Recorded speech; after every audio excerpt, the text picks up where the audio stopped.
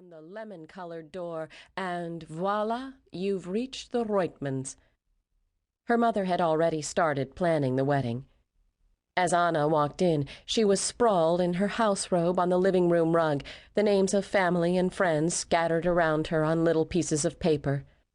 "Table 12, she muttered, dooming several slips of paper to this particular fate. Anna K. required no pleasantries at the door, no kisses, no interruption of routine. She had her own set of slippers in the hall closet. They were pink chenille, worn down at the heel. She slipped off the shearling, releasing the scent of lavender, the fresh smell of outdoors, mingled with Penn Station sweat.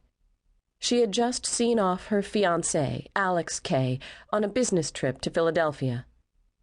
"Hello, Mamuchka," she said, giving her mother, then her father, a kiss. Papachka sat in his boxers on the living room couch, buried inside a Novoye Ruskoye Slovo. His fingers were black with newsprint. He thumbed through the paper in his white, stretched-out tank top, his rolled-up socks. "Can you believe what's going on in the world?" he said without looking up. "Did you know that we have another Stalin and he has practically the same name?" When not spearheading the demise of yet another unprofitable business venture, Papachka's most sustained interactions were between himself and the paper, lovingly folded and chronologically filed away, only to be thrown out by Mrs. Reutman when he wasn't looking. "Nu ish to, Papa. We know. The wedding would be at Fabergé, the classiest Russian restaurant in Brighton Beach. The restaurant boasted that its dancers were all former Bolshoi Ballet Corps ballerinas, although Anna believed they were shipped directly from Uzbek strip clubs. Only the best vodka for Anichka's wedding.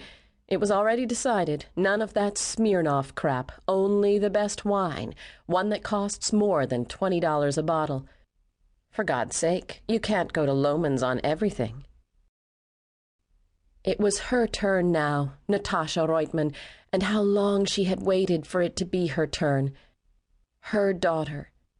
How many questions had she been forced to answer about her daughter's single status, her American, non-Jewish boyfriends?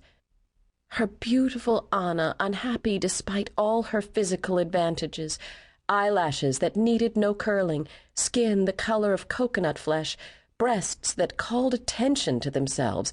Really, they were lovely breasts, nothing at all like her own had been, lumpy and conical. Sure, they had had to work on those thick, snarling eyebrows and leg hair early in Anna's life. They had had to buy her a first bra when she was only 9, but what teenage girl didn't have a few adjustments to make when transitioning into womanhood? And yes, Natasha could admit that Anna tended to stoop when she sat in backless chairs, like a drooping reed, her nose almost in her soup, and she did look thoroughly washed out in browns and taupes, and she could use a little teeth whitening. And if she followed Natasha's prescription of running a tea-infused ice cube over her eyes in the morning, all that puffiness around her eyelids would be reduced. But considering Rosa's daughter had been dyeing her gray hair for 8 years now, Anna was in pretty good shape for 37.